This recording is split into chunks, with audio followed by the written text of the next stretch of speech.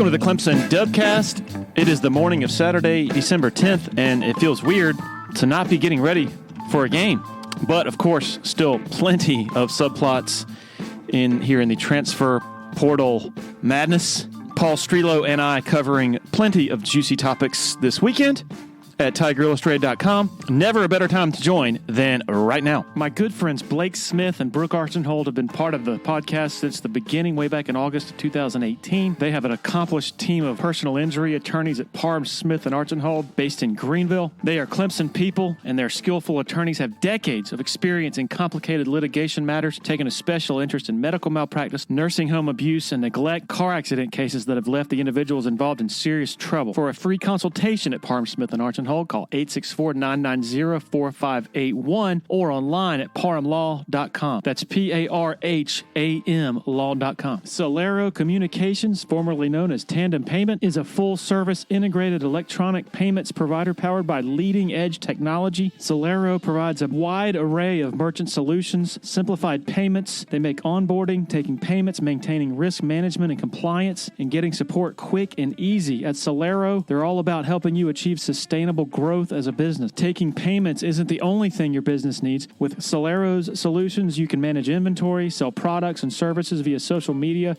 schedule staff, track sales, get reports, and much, much more. Find out more about Celero at celerocommerce.com. That's C-E-L-E-R-O commerce.com. Football season is grilling season, and Jack Oliver's Pool Spa and Patio is South Carolina's premier source for the big three: Weber, Traeger, and Big Green Egg Grills. Blackstone Griddles, too. I'm Jack Oliver. Grill all your tailgate favorites to perfection with a premium gas, charcoal, or pellet grill, then top it all off with something sizzling from your Blackstone griddle. For grills, griddles, patio furniture, hot tubs, and saunas, shop in store or online at Jack Oliver's Pool Spa and Patio, Forest Drive in Columbia, and jackoliverpools.com. I'm Josh Burrell, receiver and running back for the Florida State Seminoles. When I'm back home in the Midlands, I enjoy grilling and relaxing with my family, and we get everything we need from Jack Oliver's Pool, Spa, and Patio. Thanks, Josh. I'm Jack Oliver, and we proudly offer the Big Green Egg, Weber, and Traeger grills, Blackstone griddles, and beautiful patio furniture, too. We're located at 3303 Forest Drive in Columbia and online at jackoliverpools.com.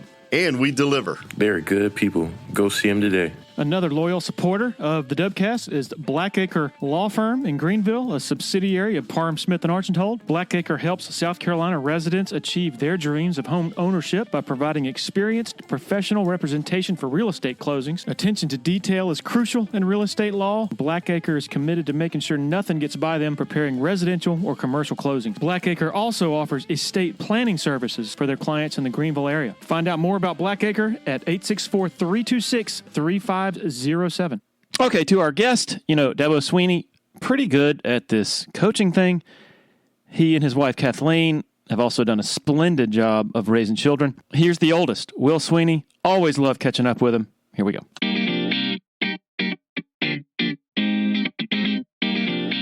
All right, joined again by Will Swinney. How you doing, man?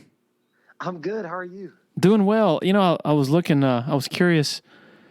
The last time you came on, I'm like, oh yeah, that was, I guess that was maybe like July or August. And then I look and I'm like, that was March of last year. It's crazy, man. Oh, man. Time freaking flies. That's scary to think about. It sure does. That's crazy. So I just now pulled up your LinkedIn, and you're in Charlotte now? Well, so I'm actually living in Greenville, and I'm working for a company in Charlotte. I'm kind of doing hybrid. I'm usually up there in the office a couple of days a week, and then I'm remote the other days, and kind of been doing some traveling as well. But working for Pavilion Development Company, and we do commercial real estate, kind of single tenant build-to-suit developers. Work with a lot of fast food restaurants, some auto repair stores. So yeah, it's been really good. Started right after I finished my MBA in August, and learning a ton right now, and just very thankful for the opportunity. It's been really fun. That is really cool and kind of familiar, given that your dad was in commercial real estate. Yeah, there are some similarities there. Yeah, that's funny. But I think, my dad, he was more on the shopping center side. That was but it was still commercial real estate, and we're kind of more. We usually do a little smaller deals in that, kind of work with just single tenants. But yeah, it is funny that we both did a little bit of commercial real estate.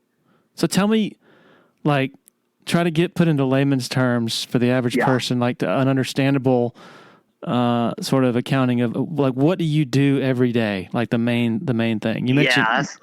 That's a great question because like half these titles you see in the corporate world, you're like, all right, what does that even mean? What does that really mean? Yeah, it's not like running back or wide receiver. Right. It's just that people just you got to make a bunch of words up. But no, kind of so my title is development marketing manager. But so it kind of starts off. I'm really focused on new client procurement. So kind of like, and now I'm in a much better space because I know exactly the type of clients that we like to work with. And I'm kind of trying to identify those people and convincing them to come work with us. So trying to find new clients to work with. And then I'm helping a lot with existing clients in the land acquisition space. So kind of just, they'll say trade areas or markets that they want to be and kind of spending a lot of time working with brokers or kind of just spending a lot of time on Google Earth and stuff, just kind of trying to find areas that might work for them and just, things that work out with the numbers wise, just kind of do budgets and stuff. And then other than that, just kind of assisting any projects that we have. We have a bunch of different special projects we work as well. So I kind of have my hands in a lot of things, but I would say those are two very things that kind of easy to talk about in layman's terms, just kind of helping find new clients and then kind of helping find land for existing clients to go on. And you had an internship with Lion J last I guess winter and spring with JKJ. Were you doing similar stuff then to what you're doing now? Yeah, so that was residential, and we were doing he does a lot of like single family homes, like neighborhoods and some town homes as well. So that's kind of what they developed for. So I was kind of similar things. I was working with brokers, and I mean I was kind of in the early stages. I was just an intern then, so I wasn't doing quite as much. But that was more residential. This is just more commercial development. Does it require salesmanship? Yeah, I mean, I think honestly any job does to a degree. I mean, actually, as a matter of fact, yesterday we went through a little pitch deck, kind of why pavilion to one of our which client we're trying to work with, and it went well and everything. So I mean, I think in a lot of businesses, I think actually my boss, he told me early on, he kind of said 2 rules of business, which I thought made a lot of sense that I liked. He said the first rule is people do business with people they like. The second rule is that you have to be able to back it up, which I think was really cool. I mean, at the end of the day, you gotta treat people well and you gotta get those strong relationships, and that's all very important. But you also got to execute on what you say you're going to do and come through, and that's how you build credibility and trustworthiness and all that. So I just thought those are kind of 2 good rules of business, and so I think sales is a big part of it, kind of. Even though your dad was in a, like you said, commercial, which is different from what you're doing.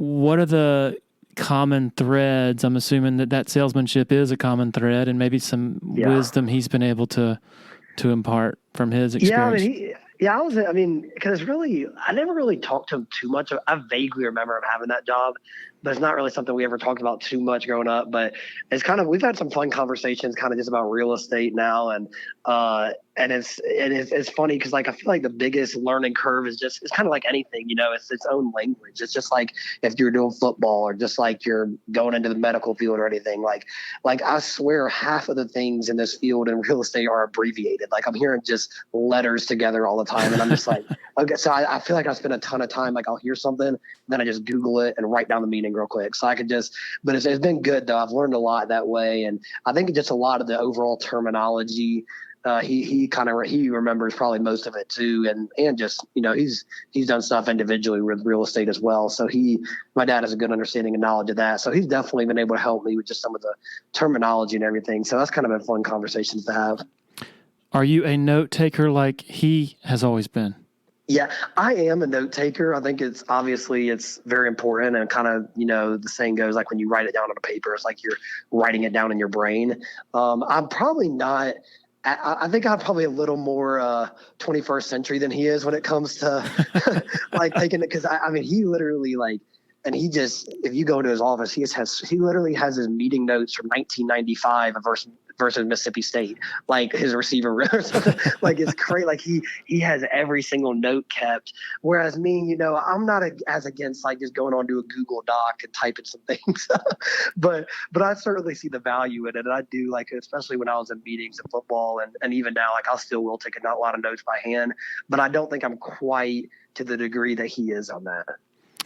I mean, he's mentioned, I guess when y'all moved from Country Walk, like he has boxes and boxes and boxes of just notes from his life. He really does. Yeah. I mean, and I need to go back through it more because like he'll always say it, but I have seen some in the past, but I need to like test him on it because I mean he still claims like every single Friday night speech, for instance, he's done since he's been the head coach, he has every single one written out, and but I think it does end up being helpful for him because every year, like when he's playing like if we're playing Georgia Tech again, like he'll look at the past couple years and see what speech he gave then and kind of see what can relate to now. So it is cool for him to be able to pull back on a lot of that prior experience and wisdom that he's had in the past. It's interesting you mentioned he's written out all of his speeches, but he is one of the best off the cuff or seemingly off the cuff. Like he never looks like anything is really prepared, and he's just so good at just talking. Yeah, it just seems spontaneous. And a lot of the time it is spontaneous. He does though, like with his Friday night speeches and then kind of his team meetings throughout the week, he'll prepare those. I mean, he still doesn't like write down every word, but he'll have his main points and he writes it all out each week. It's kind of just the routine he's gotten into. His pregame speech as well. But I mean, he's the same type of person that could just show up somewhere and somebody's like, "Oh, you're giving a speech," and he didn't even know, but he'll just go up there and do it. I mean, I think when you do it that long, and he has such a, I mean, he could give you a quote for days. So I mean, he has a lot of things he can say, obviously. So he is good off the cuff for sure, but he also prepares a lot for his Friday night meetings. So he wants to make very targeted and specific points, I think. Even he has said, the most fired up team doesn't win the game, right? So I'm curious from your observations, his speeches, obviously it's not just 100%, let's go kick their butts and get pumped up. There's a lot of thought to it. How do you sort of analyze that balance of the necessary motivational type things with the sort of more, I guess, cerebral type stuff, if that makes sense? Yeah, well, I think that's a perfect word that you just used, is that it is a balance. And I think a lot of the times that's kind of been Coach Batson's job. It's like right before my dad gets in there, Coach Batson will just give like the most epic like rant, just get you all fired up. And then my dad will come in right after him and be like, "All right, Lord's Prayer, do the Lord's Prayer." And then he kind of will bring it back in. But usually somewhere in the middle of my dad's speeches, he'll like kind of like his voice start getting louder and he'll start like kind of firing you up. But then like it kind of comes back down to earth. I mean, and they're not all the same, obviously, but I think there is a balance because you don't win strictly on emotion, but you certainly have to have it to go out there and, play physical. I mean, it helps a lot. So there is, just like you said, there's a balance. I think Batson or any of the other guys, like sometimes I've had Greenlee recently or Hogan or some other men last year, they've given some good speeches before the games. But I think my dad usually – sometimes more than others, but it's usually a blend of kind of getting you fired up and also like, all right, that's what you got to do. You got to execute your job, all those type of things. The one that pops into my head is the one that from his first game as interim coach before Georgia Tech, when he said, an underdog in Death Valley, that's terrible, or something, or embarrassing, or something like that. Oh my gosh, I think that's deep in the cobwebs of my brain. You just activated a memory. I can vaguely remember that now. That's funny. What's the awesome. best one, or the most memorable speech, whether pregame or Friday night, that you can remember? Oh, usually it's a hard question. You get put on the spot like that, but thankfully I just had something pop in my head. So and this is kind of for other reasons, but it was 2018 national championship, right? So we're playing at Bama, and that was kind of the year. All year we were talking about like Rocky, the movie Rocky. I'm sure you've probably seen those. And my dad made sure we all watched all six, five as a kid, and they came out with the six.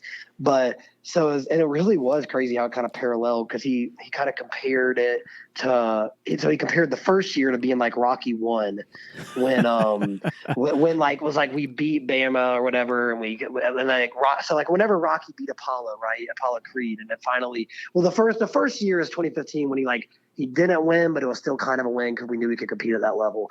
But anyways, he finally beats Apollo. And it's like, man, like he's like, he's feeling good. He's taking the photos of the magazines and things like that. Well, then Apollo comes back no. No, it's the Russian. That he was the fourth. I'm trying. Okay, I'm sorry. I've seen these. I know what I'm saying now. So Mr. T came and beat him in the first part of that movie in Rocky 3, right? So he was comparing when we got beat to when we got beat in the Sugar Bowl the year before, which was my freshman season versus Alabama. They kind of just, and we had a good team in 2017. We lost the one game up at Syracuse. So no, Kelly got hurt early. But at Syracuse, they didn't have a good season that year, so that was a bad loss. But still finished number 1 in the country in the regular season.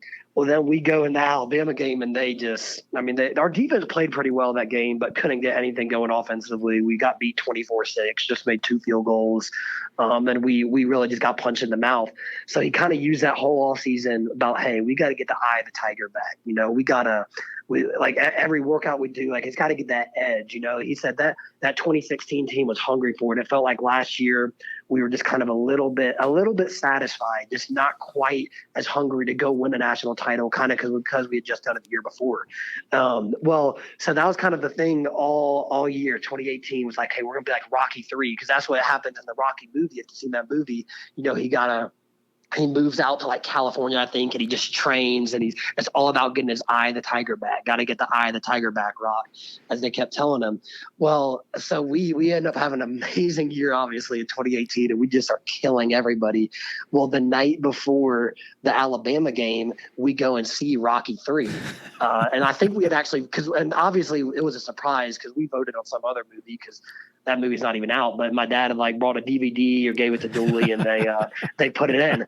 Well, but it ended up being, it was awesome, and it was very relatable. But anyways, long story short, at the end of the speech or whatever, and I really can't remember what was said in the speech before the national championship, but as we get up, they said, hey, hit it.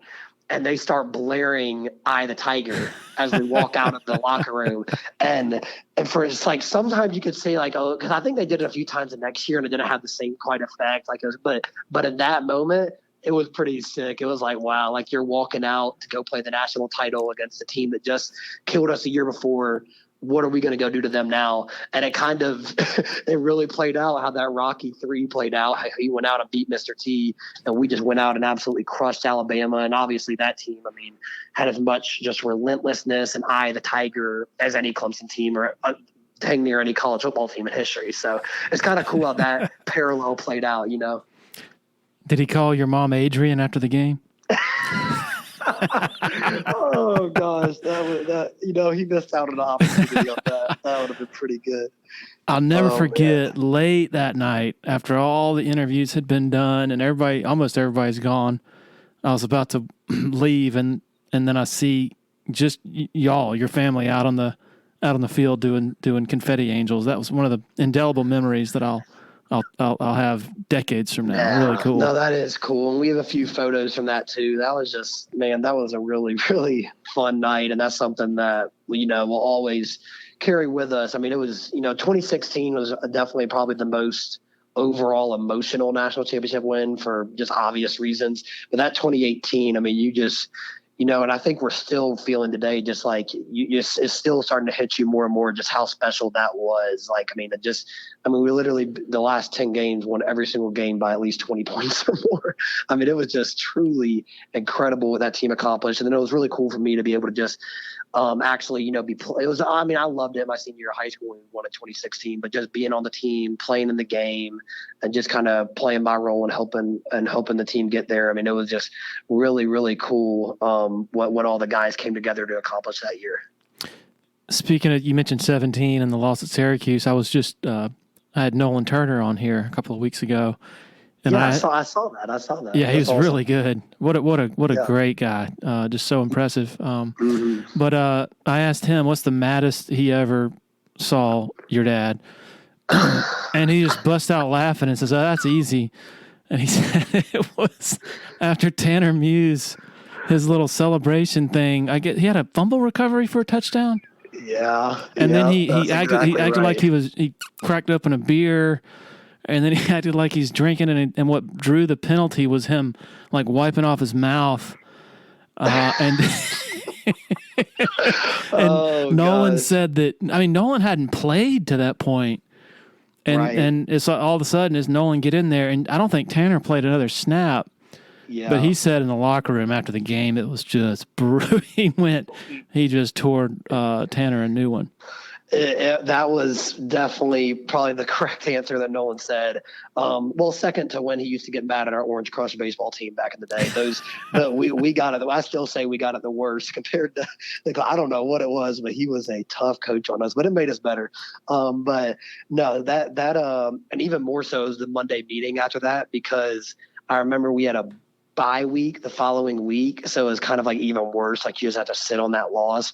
But I remember that Monday meeting was very rough, and I think we had a few guys that missed a tutor or something. Just like several issues just kind of all culminated into that. And I know that, yeah, because since Tanner got that unsportsmanlike penalty, that wasn't good either.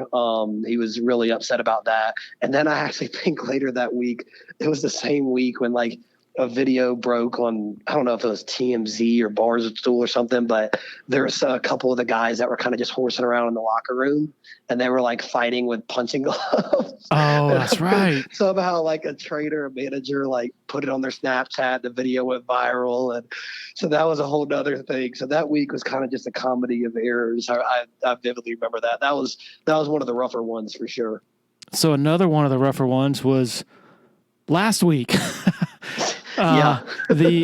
What and your dad shared this, I guess early in the week after the South Carolina game, that he had a meeting, an extreme rarity of every single person in the football office who, I mean, secretaries, everybody comes to the meeting, and then he goes through like 20 or I guess every play and basically singles out whoever messed up, why'd you do it? This and that. Yeah. I think Eric McLean said that only happened one other time. He thinks it was after the 13 South Carolina game when they had like the 6 turnovers. Somebody else said it might have been after the 13 Florida State game when they came here. Oh yeah. What I guess you wouldn't have been in the meeting, either of those meetings, I guess. Right. And he did something similar to that too. After the Sugar Bowl in 2017, the week after, we kind of went through a lot of those plays. But no, I wasn't in the meetings, but I know exactly the situation. And it's like, it's one of those things that, and thankfully, we don't have to do that a lot. I mean, in a negative way, usually it's just because every Monday meeting, those are the long meeting days of what I call it Mental Monday, and you kind of put the game to bed and then you transition to do the next one. It's always about probably, close to 4 hours of meetings that day for players. So it's a lot of meetings. And, but what I was thinking about that is I think it's kind of a healthy thing to an extent because, it's very easy. Like sometimes when you lose a game, like you have all your initial things, like why you lost or what went wrong, but you never can truly be, usually you can't be truly for sure until you actually watch the film and see and kind of know the overall context of what was going on in the situation. And I think it's just really good because I think he already said this, but because that way, when you're on offense, you can actually see what went wrong on the defense. The defense can actually see why the offense wasn't working, or then the special teams. So, and then some of the secretaries, I guess they're in there because they have friends too, and everybody's like, oh, this is why you lost. Well, let's actually see why we lost. And so I think it actually, thankfully, you don't want to have to do that a lot, but I think every now and then, especially when you're dealing with just a lot of outside noise and criticism, that can be kind of a healthy thing to do, to just kind of get everybody in there and actually show like, no, this is what's real. This is what happened on each play. And now, so I think it's a smart thing to do. So this fall, I'm guessing, if you have a full-time job and are bouncing around, traveling, and you're in Charlotte a good bit, it was the only time you would just come to games, I guess, and you're not really around during the week much, I assume? Yeah, no, yeah, it was a lot different. So I'm living in Greenville, and which has been great, by the way. I think it's been a good experience for me. I'm loving it. It's an awesome town. I mean, every other night, like I feel like I'm trying a new restaurant because there's just Wow. so many cool places here. I mean, a few more food options in Clemson, but although Clemson did just get a couple more good ones, the walk-ons heard just open, and Delish Sisters at the Shepherd Hotel. So there's some good stuff, but. Anyway, so yeah. So this season, I've kind of having it was a lot different. I mean, that first game versus Georgia Tech. I mean, Will Spires was actually at that game too, and I remember I was down on the field with him during pregame, just kind of and we just felt like fish out of water. I mean, him and I had just played the last 69 games that Clemson's been in. We have been playing, so it's like, I mean, that's just a really different thing. But it was a lot of fun. I will say, I mean, there were a few moments where I kind of was like, man, this is actually a lot less stressful. Here I am just watching Alabama Texas game, eating a hot dog, and they're about to run down. So there's pros and cons, and then but there are games where you're like, man, I want to be out there. Like you miss it. I mean, it's very all those natural feelings that you get. But all in all, it was a fun year, and it's been fun doing something different, learning a different field, and still being there watching Drew play this year. He had a really good year, and that was fun as an older brother to be able to see that, and then just kind of support from afar. But now, so it was still a fun season. Kind of had to figure it out. Like, I mean, I didn't even know. Like, I had to get my girlfriend to help me decide what to wear on some games. I'm like, I mean, I'm just used to Nick Year and just saying, all right, you got your orange jersey, you got your white jersey, or what? I mean, so I'm like, what do I even wear to Clemson games? I mean, because before that, well, they would always just kind of give the coaches' kids that were helping out on the sidelines, like just even the shirt and shorts that we would wear. So this is honestly like the first year of my life I had to pick out game day outfits, which is kind of funny too. But no, it was a really good overall experience. I actually I did a pregame segment on the radio before each game with Mark Childress and Daja Dial. And then I'd usually go up at halftime and do something with Qualk. And so that was kind of fun because they had asked me to do that at the beginning of the year. And I was like, yeah, give me something to do. So that was cool too. So where do you sit? That's another great question. So, like, I mean, dude, I didn't realize how I didn't even know Memorial Stadium that well. I was like, wait, we have a box? Like, because my grandparents usually are in the box. My mom's always in the stands, but I think it was Louisiana Tech at halftime. I was like, man, you know what? I might just go check out the box. Like, I've never really seen it before. So I was like calling my grandmother. Little did I know it was on the away side of the stadium. So I finally found that, and so I got to see that. I mean, but I wasn't there very often. I usually would start out like kind of outside the box and be on the field for some of the game. But then a lot of times I'd go up in the stands and sit with my mom and some other family members and stuff, which was a different experience being in the stands. I mean, it is a good view. But I mean, it was still kind of, I didn't like it quite as much, but yeah. So I've kind of just been beat bopping around. So I have this image of you on the south side looking for your box before you discover it's on the other side, and then having to go over to the other side. Is that what happened? Yes, yeah, it did. Yeah, it was funny. So I learned a lot more about Memorial Stadium this year too. So your mom still chooses to sit in the stands. That's yeah, I think that's pretty rare. Now it seems like. I mean, I don't know everyone, but I don't think a lot of the coaches' wives do. I mean, you hear, I'm sure. I mean, there's always at least one crazy dude with an earshot who's screaming stuff about the play calling and this and that. I guess you have to have thick skin if you're the wife and obviously also the son. Yeah. I mean, overall, I think it's helped, like, because you've kind of been there like since 2003. So by this point, it really is like, a lot of the fans around her, I mean, she knows a lot of them by now, and a lot of the people are pretty good. I mean, I'm sure there is every now and then, and she'll have to.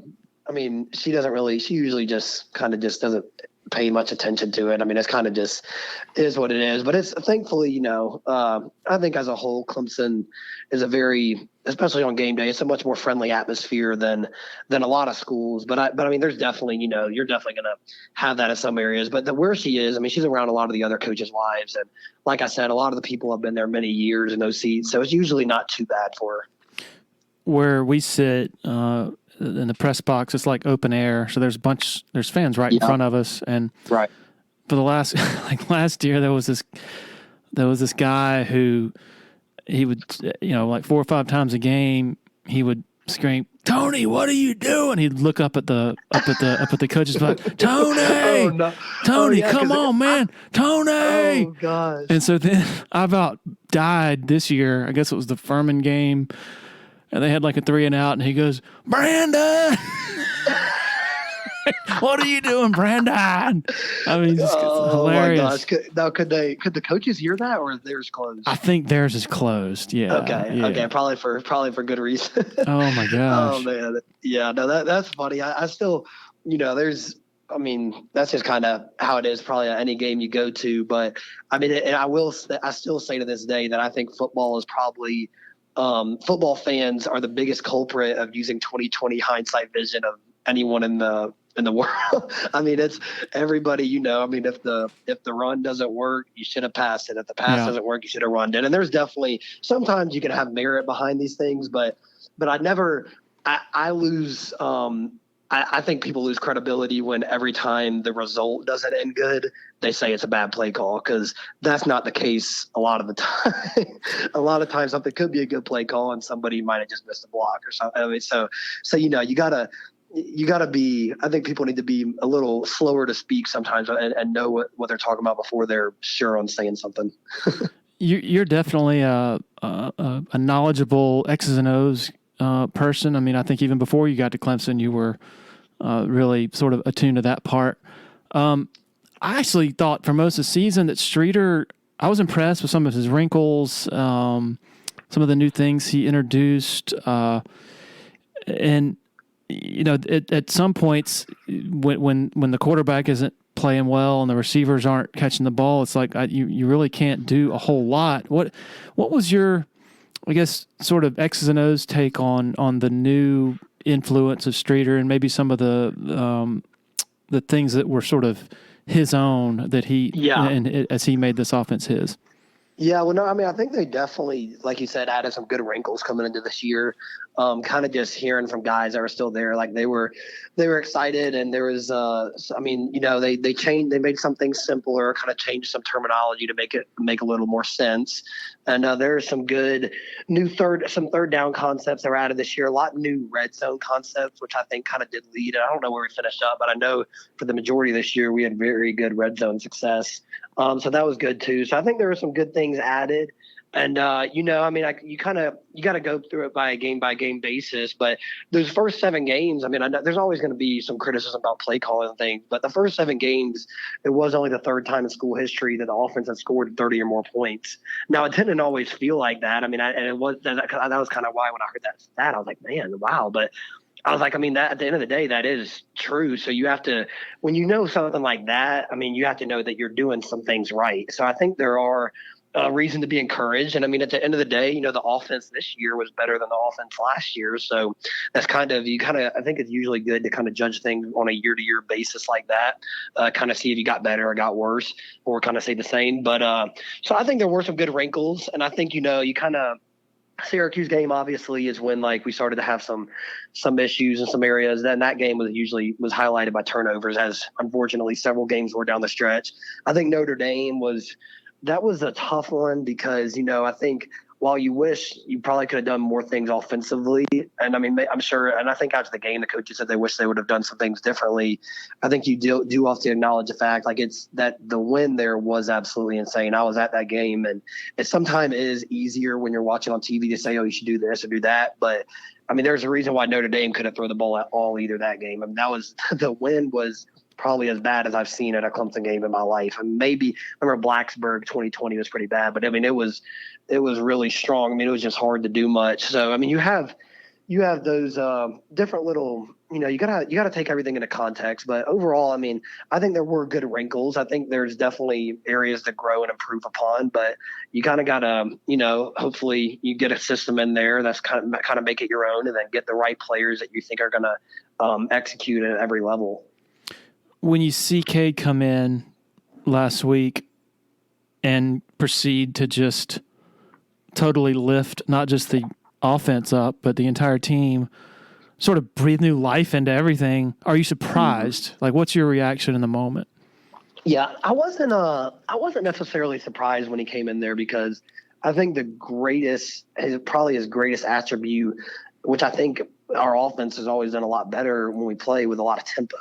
And I think he just brings a ton of energy. I mean, he's just like a jackrabbit. Like he's just so, that's just his personality. And then he's obviously extremely fast. I mean, he's probably as fast of a quarterback as we've had here. I mean, he's really, really fast. And but he just, with the overall tempo and the rhythm he plays with. So I think, I mean, you know, because even when so when he came in that drive, like there was even, it wasn't like the play calling on that drive got way different or anything, but because there were some screens and stuff too, but I just think he did a good job in that moment of playing really fast and helping the offense do that. And you know, and also I think you have to realize though, he's a different player now than he was in September. Yeah. I mean, and that's to his credit because, I mean, I know he didn't play as many game snaps as, you know, a lot of times we've had backups play in the past, but you still practice 4 times a week. And I mean, when you're a kid like that, who he has the talent, I mean, his talent's unquestioned, you know, but he also has the work ethic and the want to. Well, naturally, you're going to be better after practicing about 48 times in the system and stuff. And then, you know, he got a few wounds along the way and some game experience. So I think, you know, I really feel like that ended up being his big moment. And he took full advantage of it, and there was a lot of credit to him. And he was a great spark to the offense. There's no doubt about it. And I mean, just to see how him and DJ handled the whole situation and how they've been friends through it all, like it's really a special thing. It's a very uncommon thing. You don't see that very often. And in college football, I mean, it's just a hard thing. It goes against human nature. But I mean, I'm sure that most true Clemson fans will also feel forever grateful to DJ for how he handled everything, because, you know, he dealt with, I mean, not just, I mean, obviously he dealt with just all types of issues, and in terms of just like, you know, just fan criticism, and then just a lot of things that were out of his control to a certain extent in his life. And, you know, he's just handled everything with class, and it's just such a great individual, hard worker, great leader. And just, I mean, that's why everybody has so much respect for him. And, you know, he has immense talent as well. And I think his decision right now of him transferring, I think that's going to be great for him to get a fresh start. Maybe, I don't know where he's going to go, but maybe going back closer to home or something. Cause he just, you know, I think it'd be really good for him to just go somewhere where he can, just like I said, just a fresh start, and maybe not feel quite as much pressure to just like, you know, in every single thing, like every single throw, people living and dying by it kind of. So I still think he can be a really good player. So, I mean, and he's still at the end of the day won Clemson, I think 21 games as starting quarterback. So I think it's important for people to appreciate what he did. And then even when, you know, Cade came in that ACC championship game, standing there and cheering him on and being happy about winning a championship. And I think, you know, and I said also that the quarterback position, that's the one that gets highlighted the most, but it's just like any other position. You know, if sometimes one person ends up playing better in a game than another and stuff, and like it ended up being that way this year, to where it ended up not being quite as clear cut of a margin. And then you ended up going with Cade at the end, and Cade did well, but they're still both a part of the team. Like, you don't have to be the starting quarterback to be the guy that gets, you know, that is the reason, like that gets everything. Like you're still, even as a backup, you're a valuable member of the team. And DJ specifically, I don't think that Clemson makes it to the ACC championship without him. I mean, his Wake Forest game was incredible. It was truly incredible. And Cade still had a little bit of growing to do back then. So that's kind of, I guess, a holistic approach of that situation. Yeah, I've heard, you know, like you said, the hindsight criticism is, you should have gone with Cade the whole time, meaning the whole season. And I just don't, that I never picked up from folks within the team this season. Nobody ever said, "Oh yeah, Cade looks better." I think it was more of a late season thing where he, made some natural progression, natural improvement in practice and all that. And so I see it as like the logic, I guess, I think it's flawed, is, if you put him in earlier in the season, by the time the South Carolina game comes around, you win that game. But I think also you probably don't win the Wake Forest game or the NC State game, and maybe a couple others as well. You think that's fair? Oh, no, exactly. I mean, I think that's great way to look at it. And, I think because you have to, and everybody always wants to talk about like, it doesn't matter what happened in the past or anything. But I mean, I think the past can be a good indicator of what future decision, of future results. And I mean, if you look back at the program, the coaches, like, they've made the tough decision when they've had to make tough decisions. Like, it's not like this is a program where they've just never done that. I mean, you look at, one of our national championship years, Kelly Bryant, he actually had a really good year the year before, but it kind of just happened. And like you said, though, it wasn't the same situation as those two. And I know that's been said before, but it was, this was, DJ was clearly the guy coming in August. And I think everybody was on board with that too. Like, that was a clear thing. And it knew that both, and we were just felt blessed more than anything, and added Hunter Johnson to have a talented quarterback room. But, when you look back at those seasons with Cole and Deshaun, or Kelly and Trevor, it kind of, there was a moment where it happened, It's like, when you run a program, like, it's easy for people to just say things should be done, but they also don't report to 200 people counting on them in a building. Like, these are real people, you are leading a team, right? And the draw at the end of the day goes to the winner. Now, not to say this wasn't really a draw at the beginning, but the draw, I didn't mean the draw goes to the winner. The draw goes to the previous champ, or the older guy, the veteran. And it kind of has to you don't just go on a whim and just make someone else a starter if they don't really go and earn it. And so, I think, and I remember the Florida State game, that's kind of when that happened in 2014. Like, it finally got to the point where, okay, yeah, Deshaun's like, now it was early. And with Trevor, it happened, because Kelly did good in that A&M game, really good. But I remember Trevor just kept coming, and it was never a knock on Kelly. But I remember, like you said, there was a sentiment around that team where, when Trevor Lawrence was out there on the field, there was just kind of a heightened amongst the defensive players, oh crap, because that's just obvious. He could make, it was just incredible the type of throws he could make. But this year it wasn't like that. It was, because they're both, DJ and Cade, they're kind of different quarterbacks, but they both have 5-star talent, which is why they were both 5 stars coming out.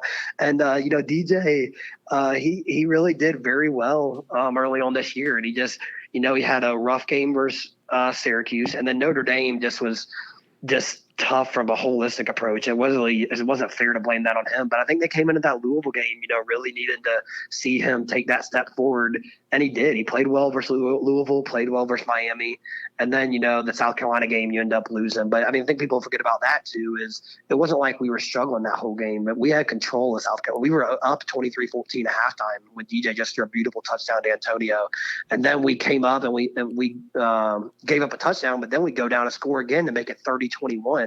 So I think people do forget sometimes it wasn't like we were struggling all game for South Carolina. We actually had control for the majority of the game, and unfortunately let it slip at the end. But I think your logic on it is very smart, and just kind of knowing the overall sentiment of the team and stuff. That it wasn't ever like it was some obvious thing that it wasn't like that at all. It wasn't the same situation as with Kelly or Deshaun or Trevor Deshaun. And another thing that sort of gets washed away with the sort of revisionist part of it is the first half against Miami, DJ was magnificent. He was sensational. And so it's not like you go back and play. Are you going to put Cade in the second half, start the second half of that game? That doesn't make sense. It's just one of those things. And I know some people, you have your guy and stuff, but things have to happen. It has to happen. You can't force things before they're ready. And there is an element too. And I don't know what would have happened, but also sometimes, look, you see it in the NFL all the time. The guy could start before they're ready, and they end up making a lot of mistakes, and then they start to feel pressure, and then they get a negative stigma around them. Whereas when you can bring someone along and then they come in and they're ready, and it makes a difference. So, there is an element of that too, because I don't care how much of love the player currently is by fan base. They will. I think Cade said it in one of his interviews. He's like, I know all these fans that love me. He's like, I know that I could, for a lot of them, they could quickly not like me if I didn't do good. That's the truth. It's one of the hard things about sports. But so I think that's a good mindset to have, to just know that, it's always about you can't ever get too high or too low, and you just got to keep getting better each and every day. But I think Cade and the program's in a really, really good spot. He was spectacular in that ACC championship, and gives a lot of momentum and excitement going into the Orange Bowl. And I mean, honestly, regardless of what happens this game for the most part, but hopefully with a win, you have a lot more you have a lot of momentum and excitement going into the off season too. I mean, having Cade and Shipley there and some other guys coming along, it's going to be really exciting for the next year as well. You know, one thing that could have been detrimental to Cade's progress this year is after that first game at Georgia Tech, after that one drive, I mean, it was Cade mania. And I remember at the time, like on the ACC, on the ACC network, everywhere, it's like, it's time now to put everything just looks different. And I'm like, I wasn't unimpressed by that drive, but I also am like, wait a minute, DJ was making throws that he hadn't been making, that he didn't make last year. You know, those opposite hash throws. And so I saw real progress. And so I was going into the Furman game, I'm like, this might not be good for Cade. I kind of feel sorry for him because the hype and that came off of that one drive. I mean, it just inflated things so much to the point where when he comes in against Furman and he shows, he's got some work to do. It was almost a shock to the system of the people who thought he was like Deshaun Watson. Oh my gosh. No, I know. Honestly, after that happened, I really just like that. Like, I just kind of laughed and I was just like, this is kind of just the only fitting thing to happen right here. Like, this is just, of course he would just have like an amazing drive and stuff. And that's kind of, I mean, obviously people are, you know, anything, you always got to have a bigger sample size to judge things. You can't. And I think a few people went on that night and I hope he does. I could see it. Like, I could see Cade winning a national championship at Clemson. Absolutely. That'd be awesome. But I thought it was funny when like everybody was saying Clemson's going to win the national championship. Like after one job, I'm like, well, what's your, like, you got to have a bigger sample size based on saying things. So that, but I mean, obviously, I mean, there's a lot to be excited about. He's a heck of a player, but that was really funny at the beginning of this year when that happened. It was kind of just like, oh, here you go. It's going to be loud now, but it was, overall, that was, like you said, DJ ended up having a good game that game. And then what was big in that Furman game, I remember, is that we scored on like our first 4 drives, I think, that DJ was in. And that was big for him too, because, you know, especially at a home game, he was going to deal with just a lot of pressure. And you can kind of just, I feel like a home game can be harder sometimes, especially on offense, you're not doing well, because you're locked in, but you can just sense the overall like tension or like disappointment, like among like the fan, but like, it's just like it's a feeling you sense. So, and I mean, that's just a lot of pressure these are real humans that are 20 years old or something to have to deal with. And eventually you have to get to the point where you can. And DJ really did manage that very well for most of the year and got off to a really hot start, which, I mean, led to a really good start. And so, I mean, you know, end of the day, both DJ and Cade helped Clemson win games this year, and they both were awesome teammates. So I think Clemson Nation should always just be very appreciative to both of them and appreciative to this team. I mean, you know, you won another ACC championship, 7 in the last 8 years. I mean, that was just unthinkable back in the day. 11-2, hopefully going to go 12-2. I mean, it's just, you know, like I said, when you judge things from year-to-year basis, this year is now better than last year was. So I know you fell out of the playoffs these past 2 seasons, but I mean, this was a step forward. So that's kind of how you have to view things, I feel like.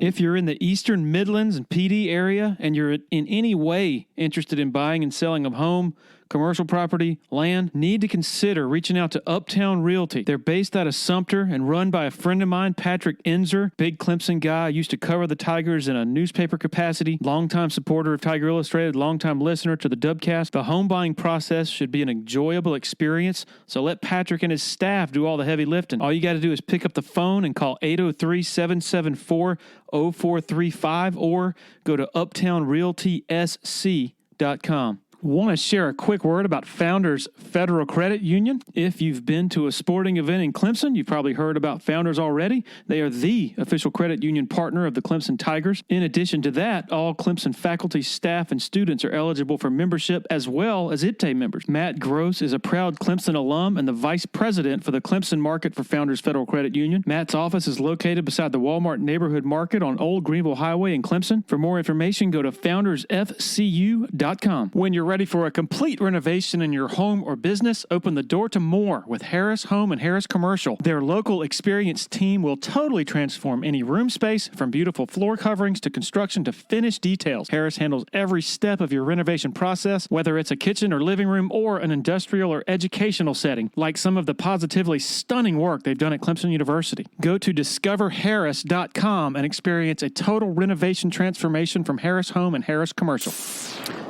50 years from now, there will be Clemson fans who are still angry about about Cade not going into the second half against South Carolina.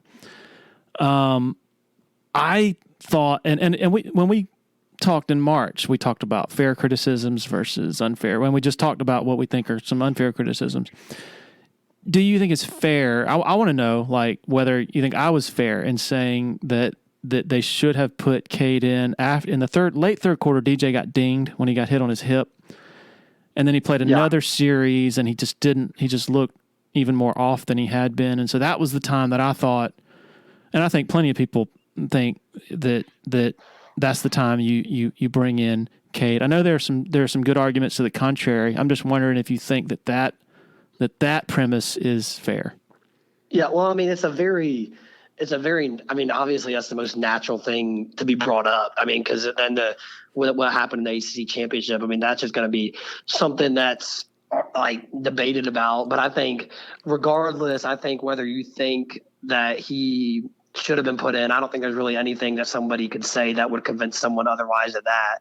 And I think if somebody believes that it was the right decision, either way, I think everybody's going to believe what they want to believe at the end of the day. And the problem is that you're never going to truly know what happened. I mean, it's kind of just like a lot of conversation, and that's why you do it. I mean, it's fun to have conversation and stuff, especially with your friends or among fans and everything. But I mean, at the end of the day,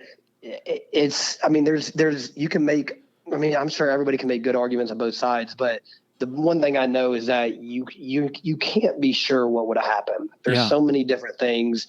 And I think the South Carolina game, I mean, obviously the DJ's stat line ended up not being good, but he truly did not. It was not as bad as that stat line reflected. There was a lot of other issues in that. And I think obviously, like you said, that's the main thing to focus on.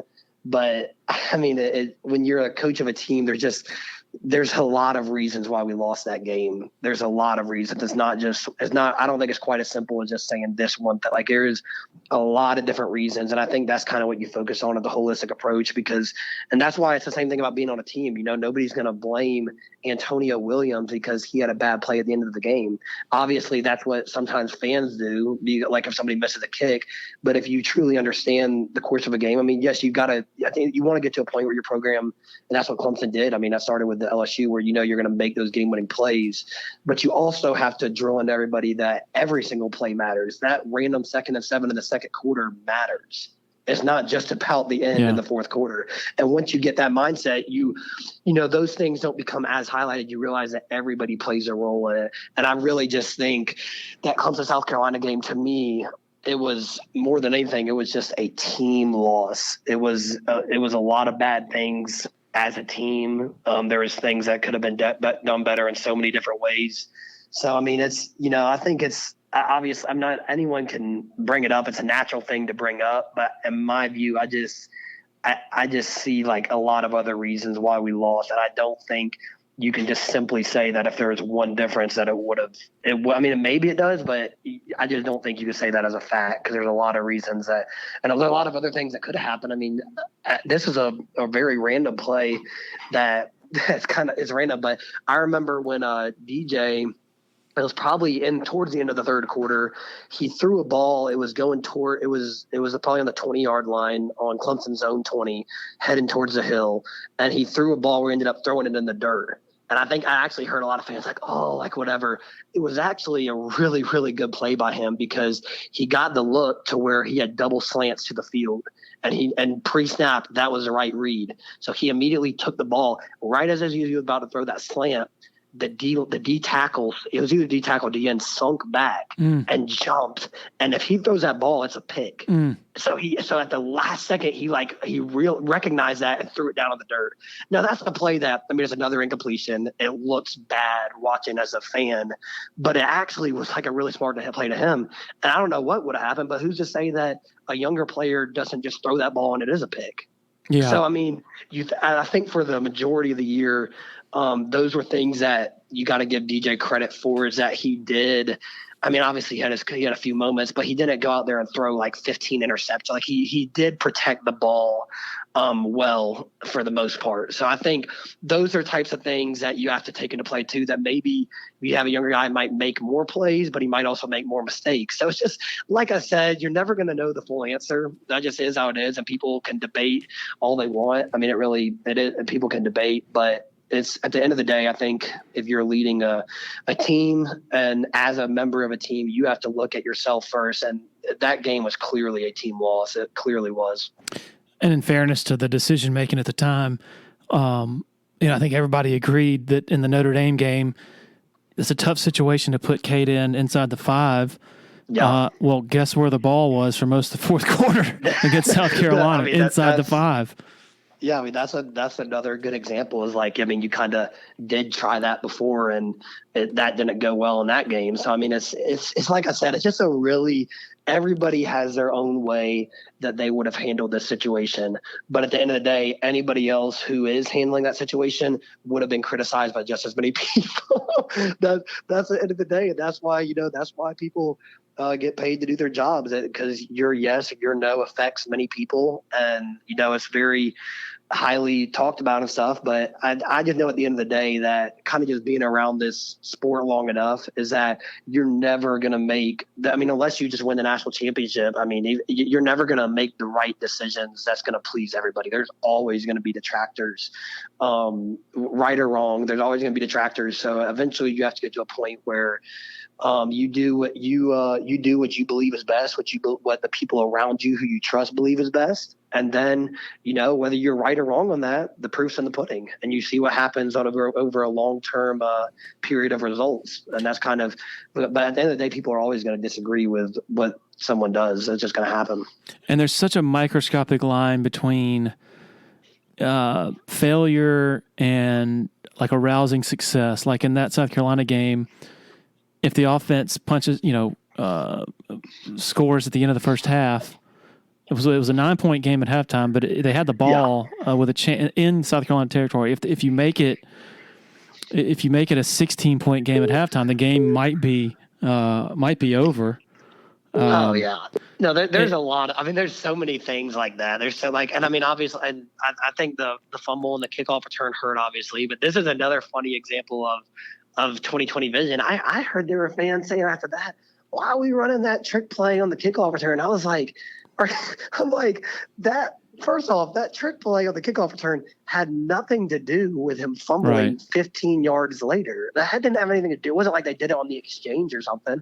I was like, it was a pretty dang good drawn up play. It was a perfect time to run it when they're kicking it after a safety, and you would have had the ball in past the 30. And I mean, he could have had even more room to burst it. He just fumbled. I mean, but it was funny. And I actually mentioned this on the radio, I think, is I heard a lot of people so excited when we had that creativity of trick play when Phil threw it to Cade in the AC championship. Let that pass be a pick. Let somebody miss their block and that be a pick. You're hearing, why are we running the trick play? So I just and there are certainly there's criticism to be had on everything, and you can make good reasons why you should and shouldn't do something. But I just always encourage people to don't be so immediate 2020 hindsight vision, whatever the result is, say it was good or bad.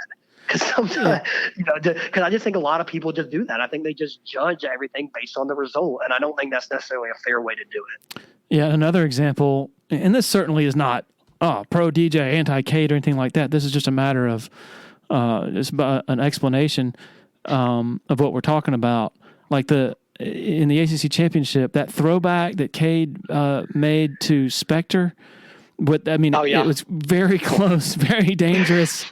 If that's taken the other way by a better DB for a pick six, and then you combine that with the ball slipping out of his hand in the third quarter, just like it slipped out of. And we're not talking about a whole heck of a lot of difference, and we're talking about a much tighter game. That's not to take anything away from a tremendous night for Cade. But my point is just there can be like such a fine line between. Exactly. Perfection, perceived perfection. Yes. And that's what makes this all so fun, is that it truly is a game of inches, and I think the longer you're around it, you just see, and I think, like I said, going back all the way to when, them watching the film of the Carolina game together with everybody in the building, I think it's just good to do that sometimes, because then you can at least get a little better sense of explanation. Because, I think everybody, like you can see if you lost, but everybody always wants to know why you lost. And I think that is a healthy thing to kind of help know why. But it's usually, in my experience, is not just so black and white. It's usually somewhere in the middle, So it looked like after Cade came in, I feel bad for DJ. He looked relieved. I mean, he looked like a weight had been lifted off his shoulders. And then with Cade, it kind of, some of it reminded me a little bit of the transition from Kelly to Trevor, in that Kelly didn't really get the ball out that quickly on the horizontal stuff. And man, Cade, you just saw such a noticeable difference right off the bat on that count. Did you feel the same thing? Just that how important that is to the pace and sort of the purpose of an offense in general, is that ability to get it out fast? I think a great thing that he does. I mean, he gets it out fast, but also like how he pushes the edge and he attacks the perimeter, and his running really does make that another issue for defenses. I mean, it's like having another player on the field,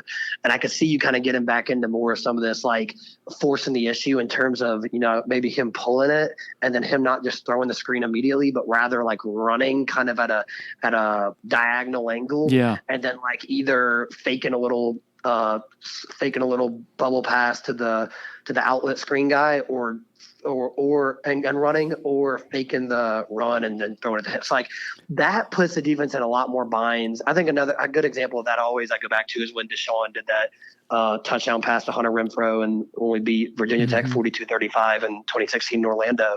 That was like a good little last second thing. So those are good things to have, to be able to, it's kind of like you're playing basketball. There's like triple option then. So I think Cade, what he really does good of in that screen game is, he causes issues on the perimeter and forces the defense hand. Yeah, and the thing that really just jumped out about him in this game, not that we didn't really know it, but his short area quickness is really good, but good grief, his acceleration and top end speed is something special, man. No, I'm telling you, it's going to be. I mean, I really think he's going to be a 4 or 5 guy. Like one day, whenever he goes to the combine, I really, really do. So it'll be interesting to see that. I know Deshaun, I think he ran like a 4.64, and Trevor, I don't even know if he ran the 40. I mean, why would you? He's the number one pick. But no, I think Cade could be a 4 or 5. He can fly. Are you really not going to ever coach? Are you going to stay in the real world the rest of your life? Do you know? Do you have any interest in coaching? I mean, I'm definitely, I mean, there's definitely could be interest there. I mean, I'm not going to say never. I just kind of feel like, I really felt like when I graduated, and it was, I spent some time thinking about it this spring and everything, but whenever I really came down to it, I felt like this was just a very unique time in my life to be able to just kind of do something different. And I felt like I kind of grown up the majority of my life, and I've been exposed to many things, which I'm thankful for. But for the most part, like kind of my whole life has to a degree revolved around like a football schedule, just like kind of like everything being football, which isn't necessarily a bad thing. But I just thought this was a really good opportunity for me to kind of just go and do something different and kind of just grow myself, improve myself, and go learn something else. Like, I mean, I'm not, I was a marketing major, so I don't know a ton about real estate going into it. But, it's been really good. And I'm kind of just, right now, I'm just really focused on just being all in, as we say at Clemson, just kind of all in on this and just doing this. Because I always said that, what, I mean, if I wanted to come back to football, I'll probably would be able to do that. But if I got into it, like you're probably not going to get out. So I just felt like this was a good time because then, then I could either find something right now and like decide if this is a lifelong passion that I have, or if I end up not liking it quite as much, then it would make me appreciate football a lot more than if I had just gone straight into it. I feel like, you still try to appreciate things, but it can be hard. I mean, playing 5 years, I mean, there's a little bit of a burnout effect that you have. I mean, I know a lot of the 6 years had the same thing. It can be a grind here and there, but you still love it at the end of the day, but it's hard to have that same level of appreciation until you don't have something, or you do something else for a little bit. So I think this is just a good time in my life, as I said, to be doing something different, and I'm enjoying it so far, just kind of learning and kind of just viewing all the football stuff from as an outsider looking in. So it's been a good time in my life, but I really don't know what God has in store for me long term quite yet. But it'll be interesting to see. But right now, I'm just trying to focus on the present and being great where my feet are. And more than anybody how when you commit to coaching, I mean, you give your life to it. Like, it's just a lot of pros and cons. I don't want to say it's miserable, but I would not want to do that. I mean, you're the amount of times in a year that you're able to truly detach and do something else is just so limited. It's tough, and I give, and also, I mean, my dad's been very blessed to not have to move around a lot. I mean, but most coaches, I mean, I still look back at my childhood friend Chris Rumpf. I mean, he lived all over. His dad probably went to about 5 or 6 different schools, and that's tough. And that was something, I remember I was very worried about that growing up all the time. Like, I was like, man, I just hope that I could one day graduate from Daniel and be right here. Cause I just didn't want to, I just love the situation I was in. I didn't want to have to move, but every year, you're worried like something's going to happen. But, and then eventually, we kind of got in a place where the program had a lot of stability, which was a blessing. But I mean, there's no promises when you're in this profession, especially if you're trying to work your way up. I mean, a lot of times you got to move around a good bit and things like that. So there's a lot of things to consider on that front. But I have a lot of respect from how my dad has, how he just handles it all, because he does a really good job of just balancing it. I mean, he works as hard as, he's there till like 10 o'clock most nights, but that was all I knew growing up. But he's still like, when it's time to, like, he knows how to turn it off. He knows how to turn it off, and there's a lot of coaches out there that don't. And if you don't end up finding a way to kind of control your work-life balance with football coaching, then that ends up controlling you. And it's not a healthy thing. I mean, it's everybody, you got to work hard in whatever you do, but at some point, like, you're human at the end of the day, and it's not healthy for your own person. I mean, there's no job worth sacrificing your health or your family. There's no job. And I think my dad has done a really good job of learning how to balance those things, and being great at both of those things. And there's a lot of his coaching on staff, I think, have helped follow that lead. And I think and honestly, I have a lot of respect for that Tommy Bowden, because it's been better since my dad been the head coach, because like he was able to control more. But Tommy Bowden was a good boss for him to have, because he let his coaches he let my dad go to some of our games and things like that, because he was a very family Christian man. So I just think those are very important. It's all about balancing it. You could get in a tough situation with a coach that it's all ball and there's no family or anything. Like, you're up there all day, every day, all year. But I think sometimes coaches can kind of confuse activity with accomplishment and it's just all about like being the first one in, last one to leave.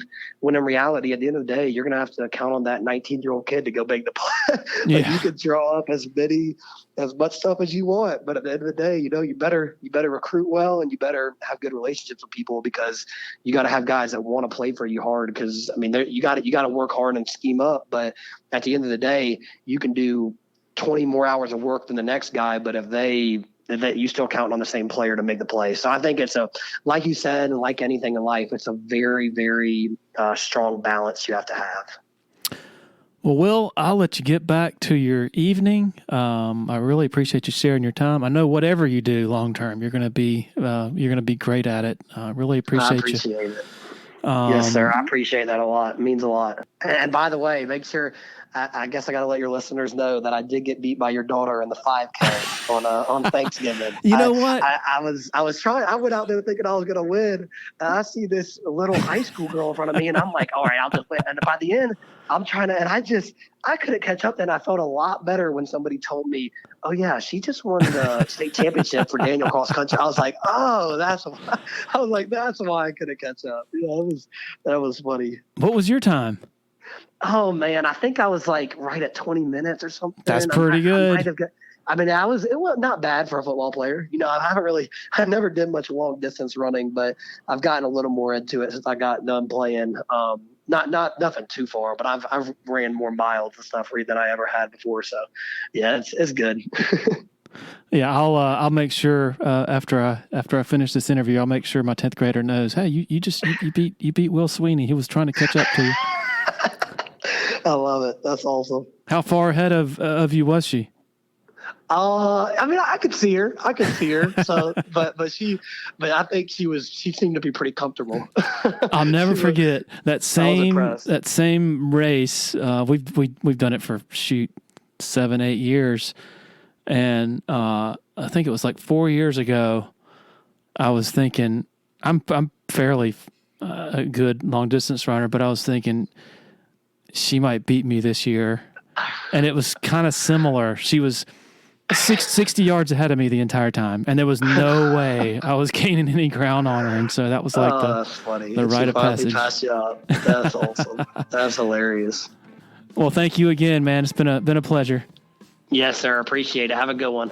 All right. Thanks to Will for joining us. Man, those are a little anecdote there about Thanksgiving Day 5K.